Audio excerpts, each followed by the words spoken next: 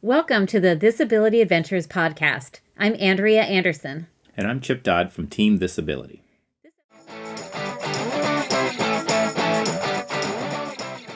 We have just finished the Expedition Ozarks race. That was a 5-day race, and we're on our way home to Virginia.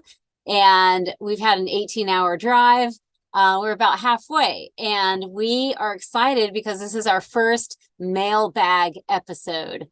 And we got our very first mailbag question. So if you want to ask us a question, you can call and leave a message or leave a text message, as this person did. You can call 757-354-4795. We'd love it if you left your name and where you're from. But our first question, the person did not leave their name or where they're from. But anyway, so we have one question from our mailbag. We also have quite a few questions from the expedition that we just did that came about after listening to some of the media that's come out. So we listened to the Dark Zone podcast, and there were some questions from that. We also reviewed our trail mail. So thank you for the trail mail. And there's some questions in there. So we're going to get to all of that. And our first question, are you ready? Let me start off just real quick. We wanted this podcast to be a little bit educational. As many of you know, we consider ourselves like the mid-pack experts, right? We go into these races just to have fun. We're not ever going to be like on the podium at a big expedition. And we want to share our experience with everybody to get you comfortable moving from the 24, the 48, all the way up to the 5-day race and, Croatia or Africa or wherever. So for the mailbag section, if you have any questions, we will do our best to answer your questions as detailed as possible to help you guys feel comfortable progressing in the adventure racing sport from a just enjoying yourself type perspective versus being on the podium. So what's our first question? Our first question: what lighting combination does your navigator use when navigating on the bike? What bike light? What headlamp for map reading that doesn't conflict with the helmet? So, Chip, Yes. That would be your question. What do you do? I have made many mistakes on this and fought. And I think I finally have a system laid out. So I really, really appreciate the question because it has taken me a long time to get it right. As many of you know, we do like Phoenix lights. So our entire team lighting system is from Phoenix. There are other brands that are great. I'll tell you why I like Phoenix right out of the gate. They're super durable. They are metal, so they're a little heavier, but they are very durable. They are affordable. Like most of the lights you can get for less than $100 and expect them to last basically forever. I've never had one fail me that I didn't break because of like jumping onto my face off my mountain bike, which is not the light's fault.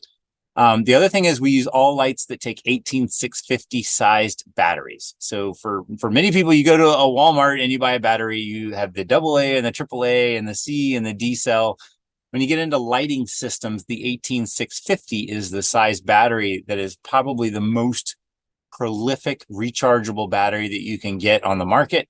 And so we like to have all of our lighting system, whether it's your hand torch, your headlamp, your trekking light, your headlamp on your helmet, or the headlamp or the bike light on your handlebars, all take the exact same battery. So when you get to a TA, you can take out an old battery, grab any battery that you have, and you know that it'll work in your entire lighting system, not only for yourself, but for your entire team. Okay, but let's specifically talk about the bike and bike navigation. So you definitely want a headlamp that rotates, like basically forward all the way down to where it's facing, like shining on your nose. And that way you can actually have your headlamp facing down so that you can like glance down at the map using your peripheral vision. If you're old like me, you probably have readers while you're riding your bike. And so I have good vision, basically 20/20 going out, looking in front of me on the bike. But when I look down at the map, it's only 18 inches away from my face. I need readers. So I want the light that angles down so that I can just glance down and use my peripheral vision to kind of stay on the road, but I can see the map. And so what that means is you usually have to take the visor off of your helmet because you can't put the headlamp. We basically use a trekking headlamp from Phoenix. And I apologize. I should have gotten the number of the light. I'll put it in the show notes, but And I'll put our Disability Adventures promo code for Phoenix lights in there. So anybody wants a 25% discount, they can do that. But either way, we use a light that can rotate up and down. And since it rotates down, you have to take the visor off of your bike helmet so that it can actually shine on your map without a problem. Now in the daytime, now you don't have a visor, so now the sun's in your eyes. So what I do is I have like a little ball cap that you would get, a bike ball cap that basically very, very thin, and it fits underneath your helmet, and that way your visor is basically not your helmet anymore. And so you use that during the day, and then at night you can take off the ball cap and use your headlamp. The ball cap also works really well when it's raining, even at night. For example, during this race, there was a huge thunderstorm that we're going to talk about later. And I was able to put the ball cap back on to keep the rain off my glasses. It's a lot better than a visor. And I was able to continue to see my map, but it was a little harder. I had to angle my head down more. But that's what I do for the nav part of the lighting system. And then on the mountain bike itself, on the bars, I have a 18650 Phoenix light, which they have them on their website. Get the one with the single battery. Don't get the one with the double battery. I can get into that later, but basically batteries, no, need to get into it now. Batteries. Don't go too far down a rabbit hole. But it's important. Batteries want to live, if two batteries live together, they need to live together permanently. So what you don't want to do is take a battery you bought last year and put it in the same light as a battery that's new, or a battery that's like 2500 milliamps and mix it with one that's 3500 milliamps. Like basically you got to buy the exact same battery on the exact same manufacture day, and then they live together in that light. They get discharged and charged identically. And that's the only way to really make these rechargeable batteries work long term. So I prefer to have all lighting systems that only have one battery, and that way you don't have to worry about pairing up your batteries and making them charge and discharge together. So don't get the one on their website that's got the two batteries. It's way heavy. You don't need that much. Any of the single battery lights will get you through an entire night. And then when you get your TA bin, you can get a secondary battery to use as a backup, or use your hand torch as your backup, because you're only using that to spot CPs. Okay, so that'll get you through. Basically, I also always recommend on nav, keep the light as dim as possible, so that when you look at your map and you look back up, you haven't lost your night vision. The brighter your nav light, the brighter your front of the bike is going to have to be. So you can keep all of your lights very dim until you get on like hard single track, and then you can brighten it back up. But to make the lights last all night long, it's really nice to keep them kind of dim, as dim as possible. So okay, I think that answered that question. Yeah. So before we get to the burning question of why we short coursed ourselves before that storm, we do have a couple of questions about the nav, like specific nav early on. And the question is kind of surprising, like, why did we do well and a couple top teams didn't at two specific points? And we didn't even really know that this was happening until we read our trail mail. And so this is what Jason said.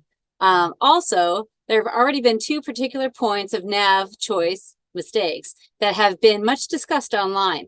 One on the first bike, high versus low road, and the other coming from the first paddle drop to the fire pit at TA3. A number of the top teams made costly errors here, but not you guys. Great nav so far. Keep racing smart and moving steady. Hope you're all feeling good. Now, of course, we did have some mistakes in this race, and we even had one mistake on a point we're going to look at, but it just wasn't as costly as some of the other teams. So Chip's going to get into that.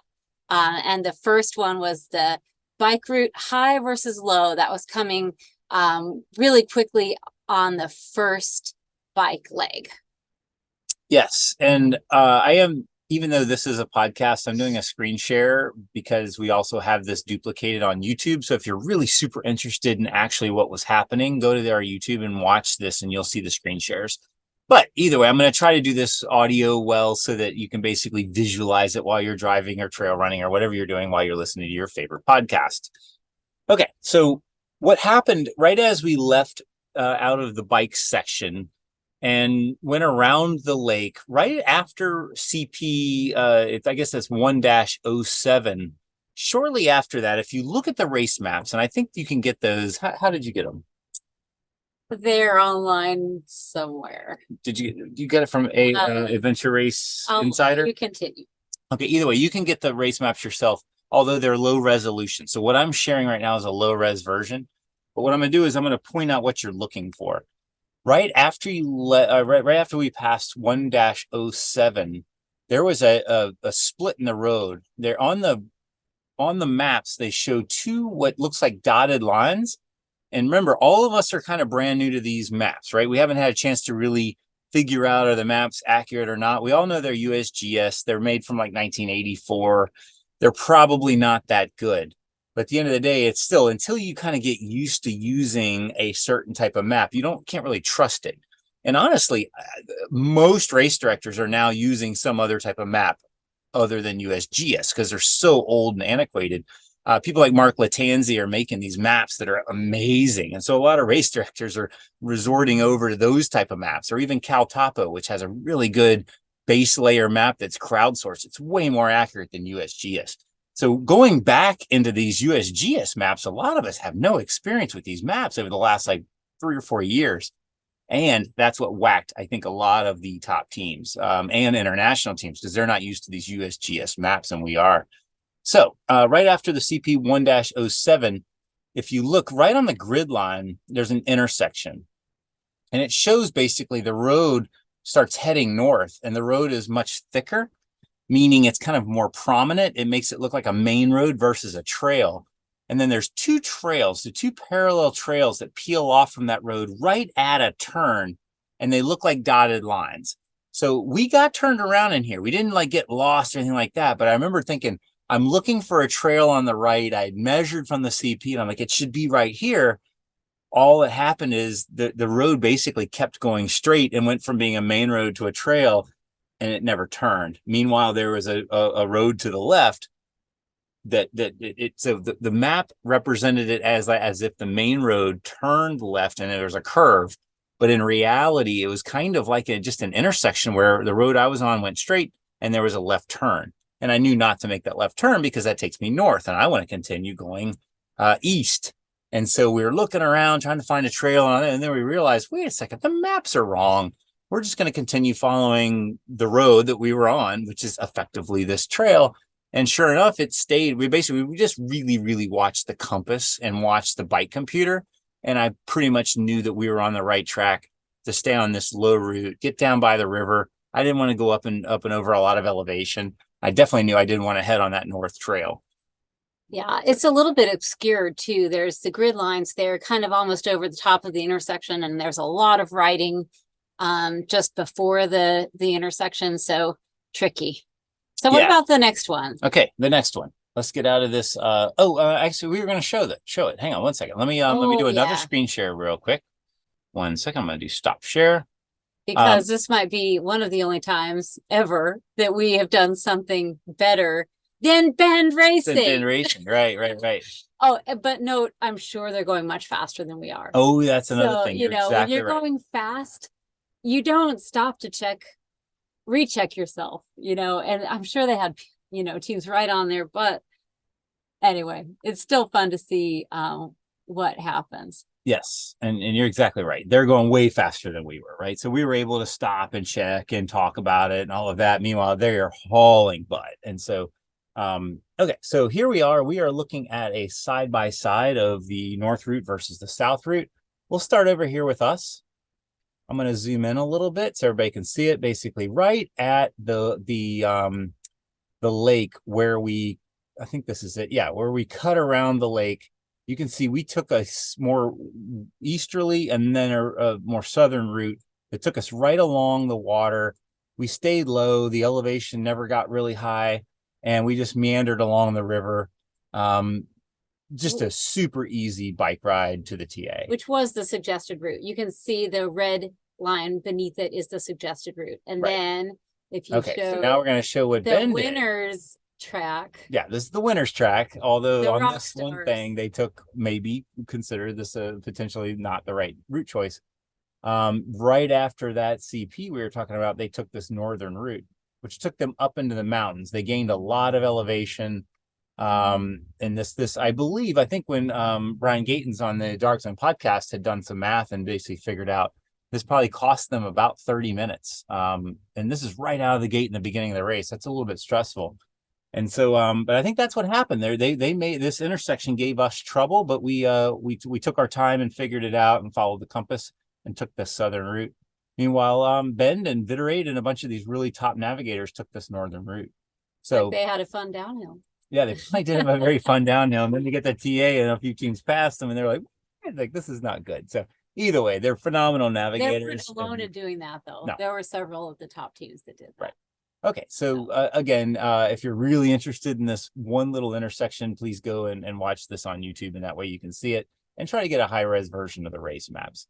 Okay, so let me do a stop share real quick. Now we're going to go over to the other one. This is the one that was even more fun, this paddle drop. So I'm going to go ahead and do a screen share of this. So we biked all the way over to the TA. And then we drop the boats in the water and we boat all the way back to basically the start. Awesome paddle, by the way. My favorite paddle of all time, and actually favorite paddle of all time on a pack raft. This river was amazing. If you ever can, go back and do it. Okay, so what you can see on our screen is 1-10 was the paddle takeout. I think there was a flag there or something. It was pretty obvious. And then you climb up this hill to the bag drop. Now, a lot of the top teams have already come through at this point. They're way faster than we were.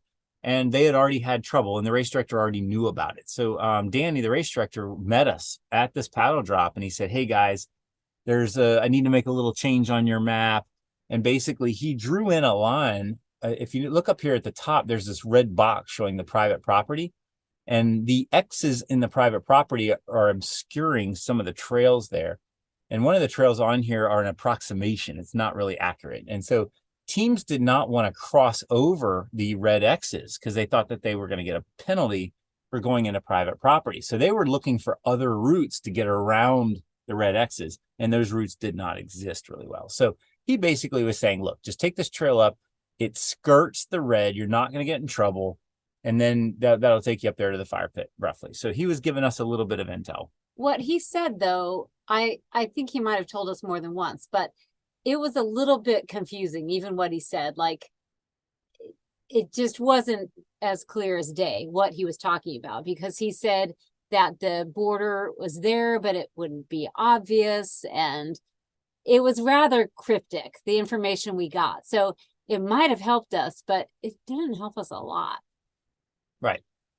These are, though, USGS maps from 1984. And again, some of the teams, international teams, wouldn't have known that these things are kind of approximations. This is not something a race director has done in the last 10 years. So the minute he told us, or me as the lead nav, the minute he's telling me these trails are not exactly right, I'm going up there trying to follow the topo. So if you notice there's a re-entrant running up there right on the edge of these red X's. And there's a little stream that went through there. So I pretty much knew where I was in regards to the stream and the re-entrant. And I knew that I was probably going to be fine in regards to this private property. Now, the one thing that we got whacked a little bit is these red X's are right on top of a road heading north.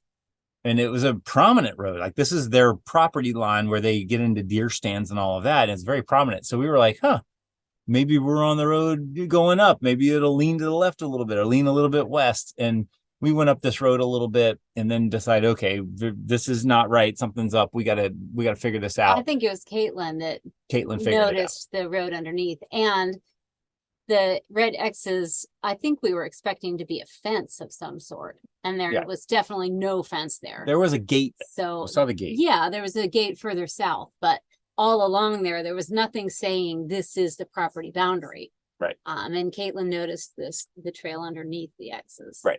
So once she saw that trail underneath the X's, everything started lining up again. So now we know where we are. Yeah, and then so we got back on track. And didn't waste quite as much time as Well, we got another okay, so I'm gonna do the side by side. Okay. So here we are. This is here's this ability. So here's where we are. We followed the intended route up. We did get distracted by that property boundary road that was obscured by the X's. Turned around, came back, and then got back on track and got to the TA. Okay. So that was and I was kind of embarrassed about that. I was like, to me, it felt like a rookie mistake. Vitorate, on the other hand, I'm sure they got whacked pretty bad. This was probably extremely frustrating. But remember, they were there probably prior to the race director giving any intel. So we were getting intel based on top teams, navigators getting turned around up in here. And so as they were going up, I think they took a different route trying to avoid the red X's and went all over the place up here and then came up. So this is the area in which, when the paddle drop discussion on the dark zone and the other media, this is where that occurred. But when you think about it also, this is the start of a new type of navigation, because we'd been on the paddle and now this is basically the first trek where the points are a little more spread out. Like the very first trek was more of a prologue and a quick little loop. And this is now starting a new type of terrain. And, when you think the paddle, I was thinking when we got to that paddle drop, it's just, we're really close to the paddle drop and the TA, like it's going to be easy. So when you kind of have the mindset of it's going to be easy and you think you're just going to walk right up using these trails that are on the map, you kind of get a little complacent. And then, I think for those top teams, they might be a little bit complacent in nav, but also they're trying to go fast and they have stress. So it's really easy to see how people could have gotten messed up around there. Also, from the time we dropped the boat in the water, while we were walking up this, there were trails on the right and left, like roads, like Jeep trails kind of. So there were many, many more roads that were in reality than on the map. This was basically, you did have to follow the compass. You did have to follow the topography, because that hasn't really changed that much. So this is probably where I think, based on our experience or with maps worldwide, these maps were probably the most inaccurate we've had in a long time, because it's USGS 1984. The base layer has not been updated. So even though we've been to Africa and Ecuador and Paraguay, those maps are a lot more accurate and up to date than these that we used in this race. And maybe that's what threw Ötzi off. He's like one of the best navigators in the world. But the thing that does remain consistent are the big features. Correct. The re-entrance, the high tops. And I think it was questioned, like, what was the terrain exactly like? Like, were there big features or not? In my opinion, there were big features. It wasn't, there were big features. It wasn't as subtle as you might think, just because it's not mountainous per se. You don't necessarily call the Ozarks mountains, but there was definitely big features. But you can see in here that there's a plateau. Like it felt flat up there, but your attack going up that re-entrant was a good thing. Yeah. That kept us from getting much further off track than we could have. Yep. Okay. So that was the those are the two big nav things that happened early in the race that were discussed on both the Dark Zone podcast as well as the AR Insider. And that's where I got the maps from, AR Insider. He has a website for just this race, and also Expedition Ozarks has the maps on them, if you're interested. Yep. So, yeah. Okay, the big question.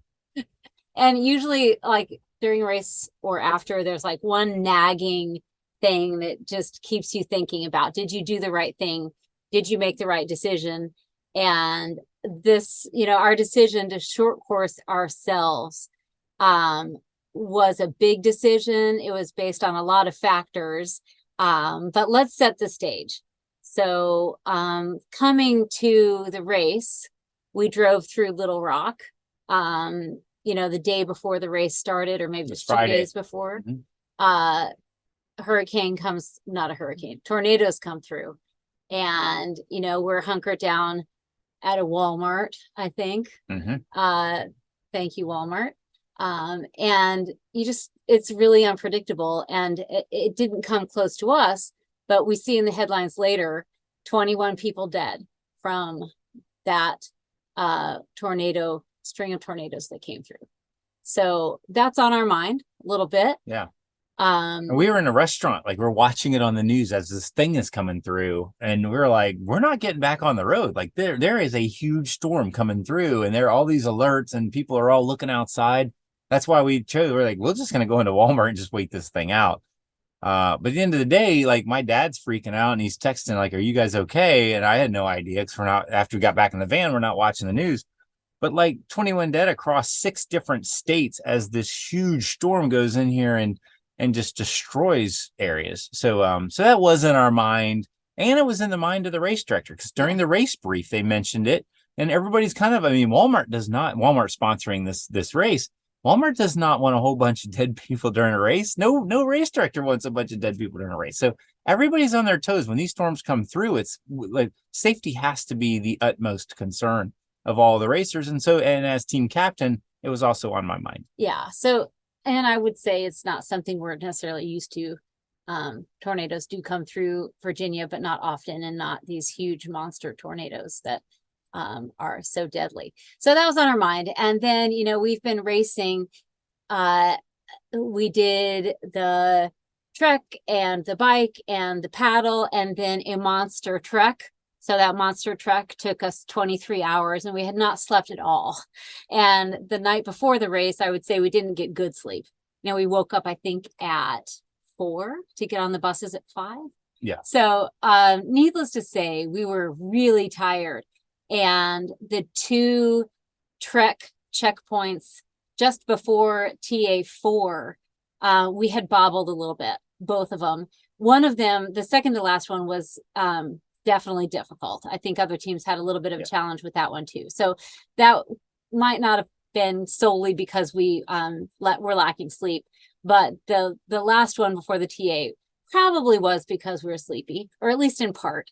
And so we're rolling into TA4 at 6 p.m. and we had on our mind that we're going to take a 3-hour nap and then we're going to get on our way. And so we were planning to leave that TA at 9 p.m. And then we show up the TA and surprise, we get this news that there's a shelter in place directive from 11 to 3. So yeah, it threw us off for sure.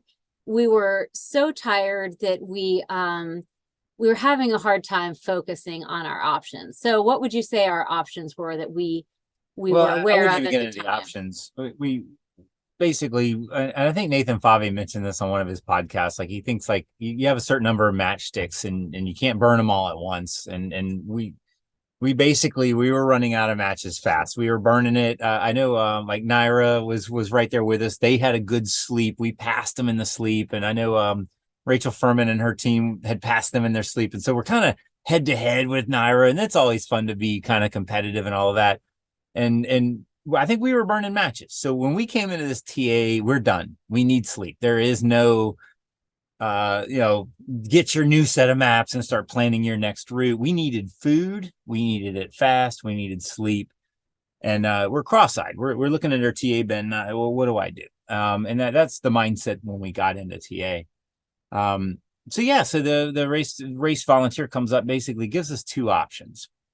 One is you told us about the 11 to 3 shutdown of the race, but basically said, if you want to continue, you need to let us know now, because the teams have already left and we need to get their gear bins downstream so that when they get off the paddle, get off everything, the bike, that their gear bins are there. And so we need your decision right away.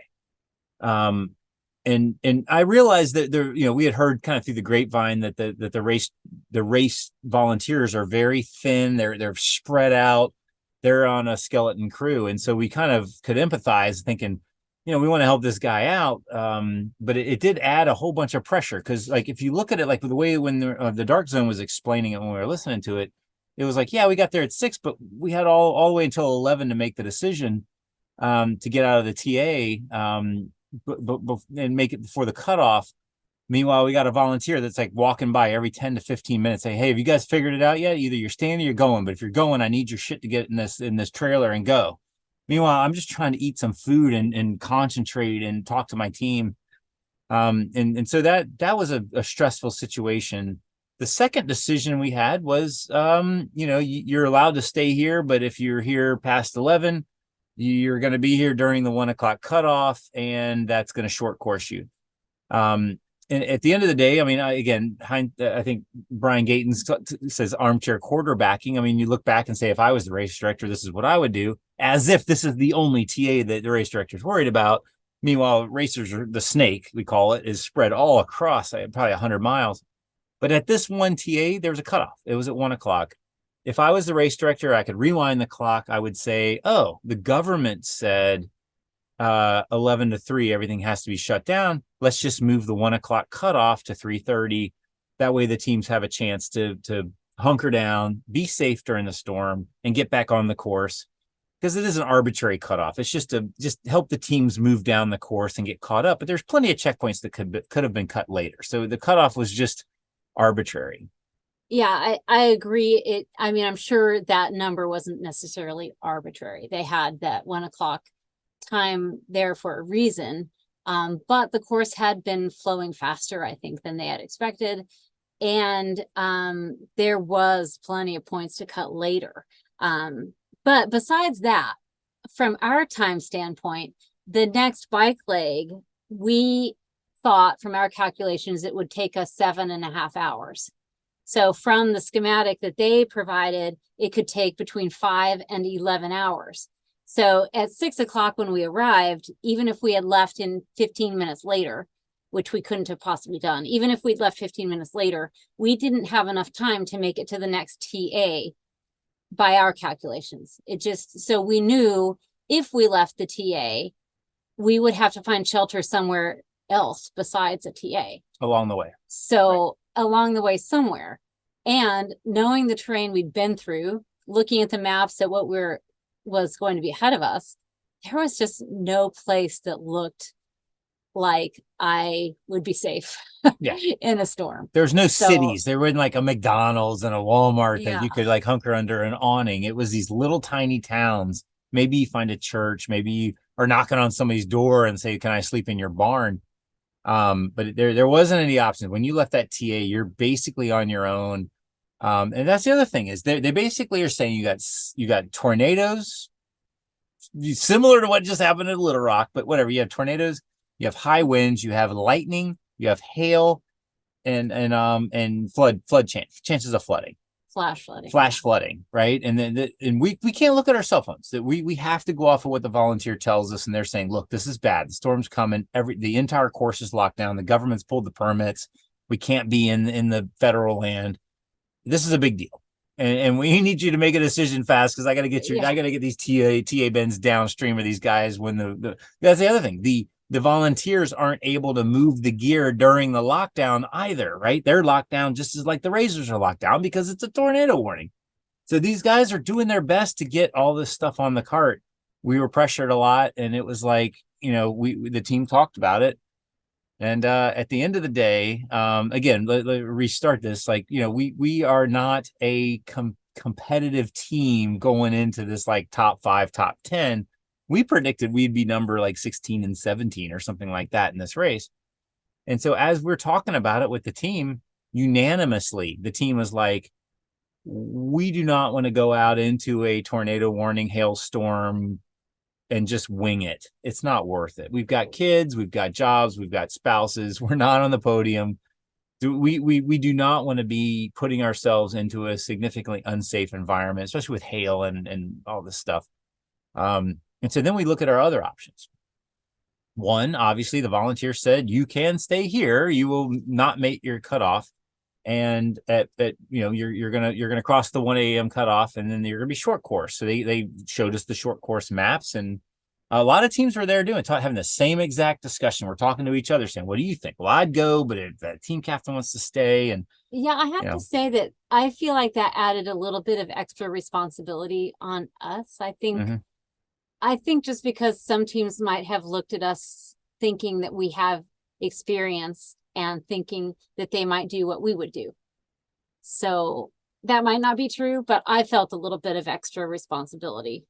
I don't know. Maybe that's just me. Yeah. And again, I was even chatting with Naira. I was like, what are you guys doing? They're like, yeah, we're going out. And I was like, be safe, bro. Like, this is, I think we're going to stay back. It was like, here we are. We were in competition 1 second, but we're still friends. I mean, they do the longest day and we love these guys. And it's as much fun as it is to banter back and forth while you're racing. At the end of the day, it's like, these are my friends. I don't want to see them get hurt. And so it spooked me like, holy shit, you guys are going out in this. Like, that's legit. Well, so let's also mention that there's been cases where we didn't think we were as safe as we should have been.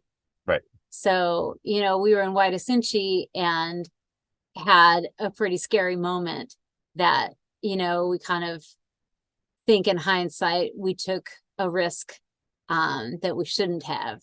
I don't know. Right. Do you want to say any more about that? No, I mean, I guess it's you as an individual versus you as a team captain or you as a leader. And again, Brian's talked about this on the Dark Zone podcast quite a bit.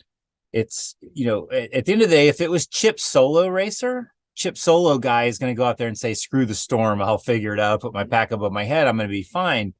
The Chip team captain is thinking, wow, my job is to get these people home safe. Just like the race director, just like Walmart. It's like, we're going to put on this event, but my job is to get these people home safe. And so you have this like dual mandate kind of, it's like, yeah, we want to worry about the rankings and go fast, but we also want to keep everybody safe. And so with the data that we had in the state that we were in, basically, which is like the equivalent of 3 or 4 beers deep into a drunken stupor of being sleep deprived, we didn't see many options. But another option popped up. And again, I am very interested in all of you guys that are listening to this, and hopefully Jason Magnus and Brent Friedland and Brian are able to listen to this, because I want to hear what you guys think. And even the guys from the AR Insider. There was a third decision that some teams were considering and we considered as well. And I'm right on the fence of regretting not making the decision. And here it is.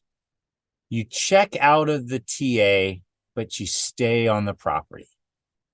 So the intent of a 1 o'clock cutoff of the race director, this is prior to the tornado, is they say, if you haven't left TA heading downstream on the course, then we're going to short course you. Because basically they're saying you're not going to make it. Like, you're running out of time. They need to keep the snake as short as possible because of all the logistics. They can't have volunteers spread across 300 miles. So we could have, and I think some teams may have tried this. We could have basically turned in, got our stuff transitioned, turned in our gear bins with the guy that was begging us for our gear bins every 15 minutes, and then just snuck off and said, hey, we're leaving, and then never really leave. Just stay on the property.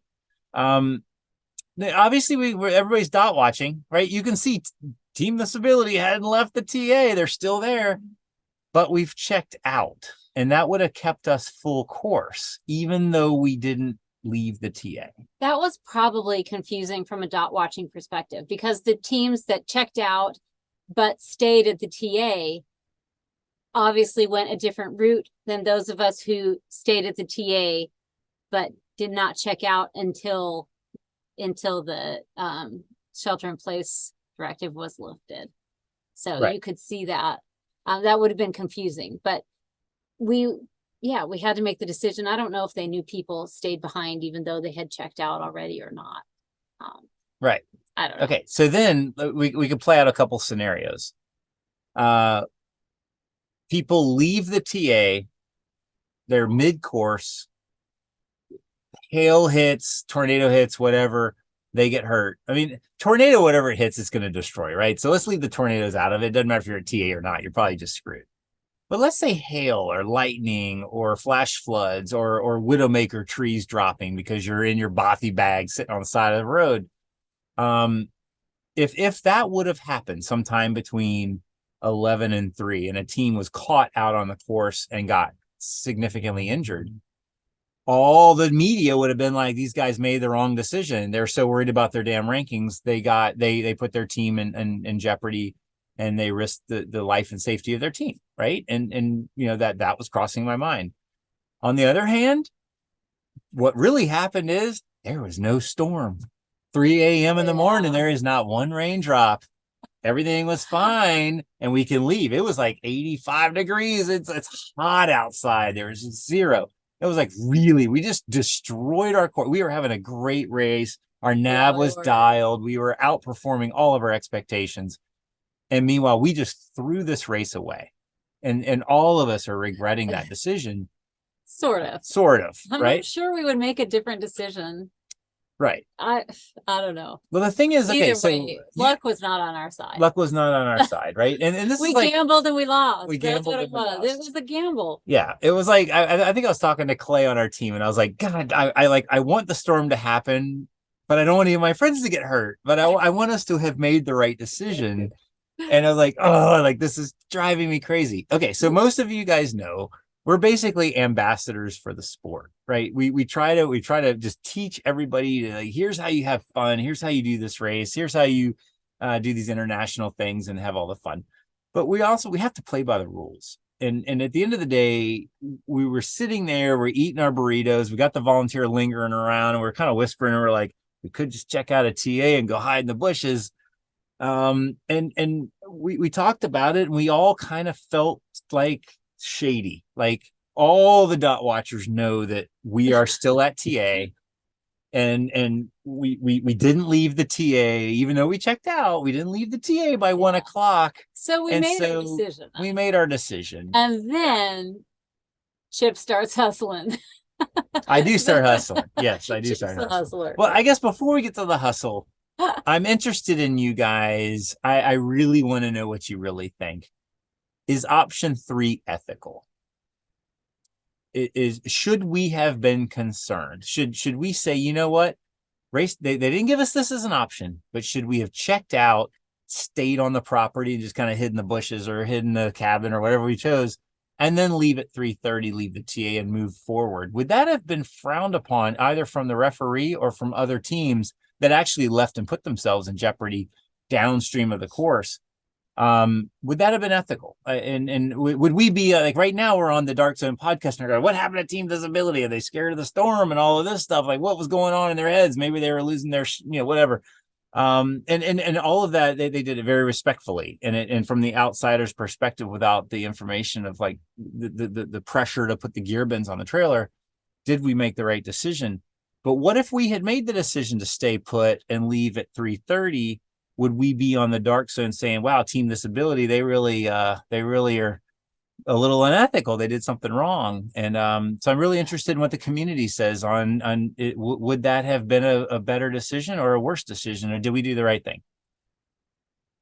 That makes sense? I mean, we would have stayed full course. We would have stayed full course. And if you look at our points, holy crap.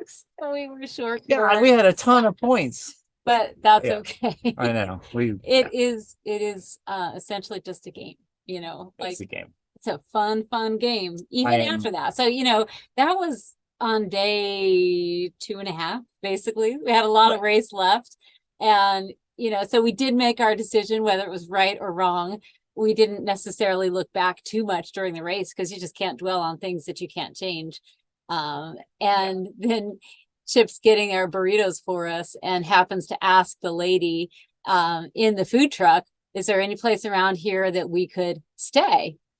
And apparently no one else had asked her that because no one else got a cabin. No one else got a cabin. So, but before we get to the cabins, the other question that popped up, right? Because this is going to feed into the cabin thing. So I think it was Louis Fernando Bekdash, who's one of our teammates that did Paraguay with us and the longest day, and he's doing Africa with us. And so he kept using the word Pelucom in our trail mail. And so we've had some questions. It's like, what the hell is a Pelucom? So basically Pelucom, because I think it was Amanda that asked that of the trail mail. Yeah. Louis did coin the term. No, he didn't coin the term. He gave you that trail name, that race name. He did, from Paraguay. And it's pretty fitting. It is pretty fitting. Because what is a Pelucon, Chip? Pelucon, okay, so let's go back. Why does Chip fall into this category? Well, early on in my adventure racing, I found out in adventure racing, there are no rules unless there are rules. So you have to start from there are no rules. Like this is like first principles on Elon Musk type thing. Like don't arbitrarily put rules in place. So if the race director didn't say you can't do something, just assume you can do it, right? You can go off the trail or get a cabin or whatever, right? But basically in adventure racing, as long as a resource is available to all racers, then you're allowed to use it. So if you go by a McDonald's and it's open, you're allowed to use it, right? Not a big deal. Obviously, you can't use an Uber, but basically any resource that is available to everybody, you're allowed to use. Your mom cannot bring you cookies during the race, right? Okay, so Pelucon is a term, it's a Spanish term. I believe it's from Chile.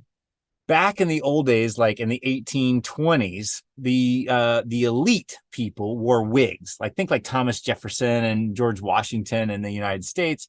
They wore wigs. And so Pelucon basically means big wig, right? So the people that wore the wigs are usually these royalty and they got tons of money and they want everything and they have big shots. The big shots and they've got staff that do everything for them. And, so basically Pelucon is the elite class, right? And so when we were in Paraguay, like I want all available resources, of course. And, the money, United States dollar goes very far in Paraguay.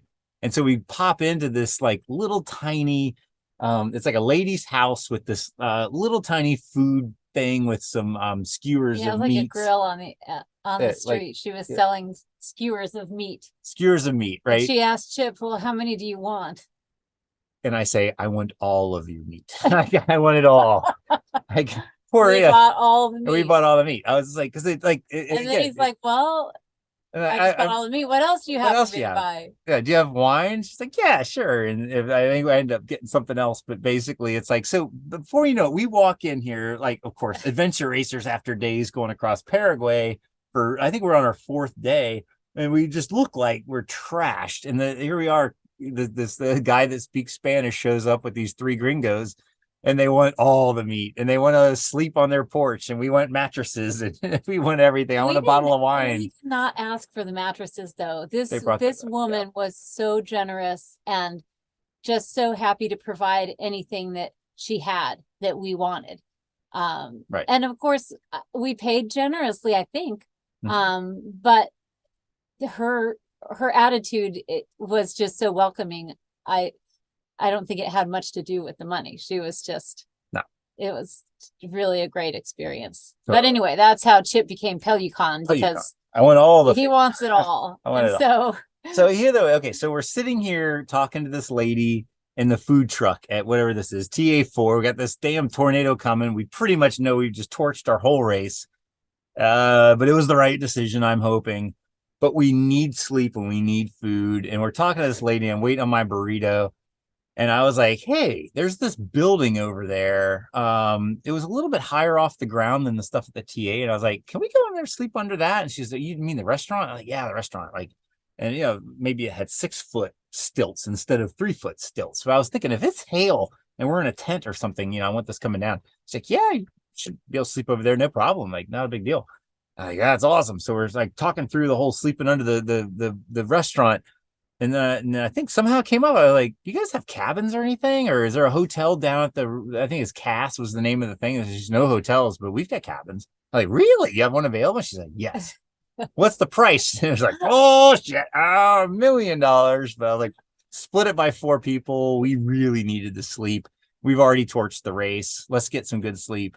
Let's get a shower. Let's do our maps. And it was like, this made sense. And I'm really glad we did that, because it was like, we took this whole, like, torched the race bummer. Like we, now we're short course. We were doing so good and all of that down. And now all of a sudden we're living large in this King's cabin. And it really, I think it mentally brought us back around. It got us some good sleep. It felt good to take a shower. And I needed a couple hours not a couple hours, I'd say an hour to work with the maps to figure out what are we doing from here on out and really focus on that. And it really worked, because if we hadn't done that, we would have been sitting on the side of the road somewhere trying to figure out our maps. Yeah. So it was a very memorable experience. And like I said, some decisions in races kind of nag at you even a few days after the race. And it's still nagging at me a little bit, whether we did the right thing or not. Although I do think we probably would make the same decision again. Anyway, I'm interested we in what these people say. The adventure racing community. I want to know, would it have been unethical for us to stay? Because when this decision comes around next time, I'm going to probably make it based on y'all's feedback. If the majority say you would have been fine, just stay at the TA, just check out and leave at 3:30 or whatever. Take the penalty if Adrian gives you a penalty, whatever. Then I might go with that decision. But if you guys say you guys made the right decision, you played the game ethically, you didn't leave the TA, so you might as well take the short course, like eat your vegetables, you did the crime. Then I'll stick with that. But what I'm, we want to be what do you call it?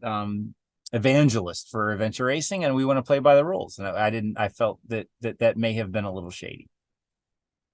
Yeah. So anyway, we do still intend to record a full race ramble with Caitlin and Clay, our teammates. So this was just our mailbag episode to answer some questions. And like we said before, it was exciting to get our very first question at our podcast phone number. So I hope you take advantage of that. If you have a question, the number again is 757-354-4795.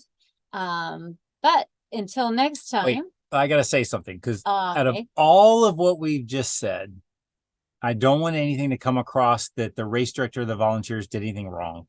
They had an extremely tough situation to deal with. They were spread very thin. This is just our little perspective of one racer on a course with 300 other people spread across the state. They did the best they can. They were really concerned about keeping people safe and getting the gear spread around before the storm came. And so, I don't mean any of this to come across that anybody on the race director side did anything wrong. Yes, I wish they would have done some things differently, but there was no ill intent. They handled the situation very well. We felt well cared for and safe the whole time. I'm interested in you guys on, if you were put in the same situation, how would you have handled it? But I can't say enough good things about the race director and that entire team of volunteers that busted their ass to pull off an amazing race. And I would highly recommend doing this race again next year if you have the ability to do it. Absolutely. I should have included that. Great race. Yes. Like I said, this was just one little bit of this gigantic race that was beautiful and challenging and inspiring. And, we've had races that didn't go very well that we placed well for. And this felt like one of the opposite. Like we had a really great race that we didn't necessarily place as well as we thought we would. It's kind of like a trade-off almost. Yeah, we're not ranked high, but we got like 80 points. And if you look at points versus time, we did really well in this. We outperformed our expectations by far. I don't care about the rankings so much. Like we don't have paid sponsors or any of that. But I look at it like our team performed well. That's why we're really involved in this. And that for the other than the top 10, I think most teams out there, you just want to push yourself and do the best you possibly can. It's not about rankings against other teams. It's just, did you leave anything out there? And I think in this race, we didn't leave anything out there. Even though we were short coursed, our motivation was still high and we pushed as hard as we could to get as many points as possible. We still felt competitive. And I think at the end of the day, I think we did well as a team. Yeah. Even though our rankings are low and we're short course. Well, in fact, we say low, but they weren't that low. We were around mid-pack where we usually find it. We landed where we thought we would be, which is like number 17 or 18. It's just for a short time there, we thought we would be a little bit higher than we usually do. Anyway, we need to save all of that for our actual race ramble, since this was not the race ramble. I can't wait to have Caitlin and Clay chime in too, and to tell you more of the fun stuff that we did. So okay, I think that's it. That's it. We've got our first mailbag in the bag. So send some. Thanks for listening, and send us a text or whatever to the number. We'd be happy to answer more questions. We'll see you guys next time.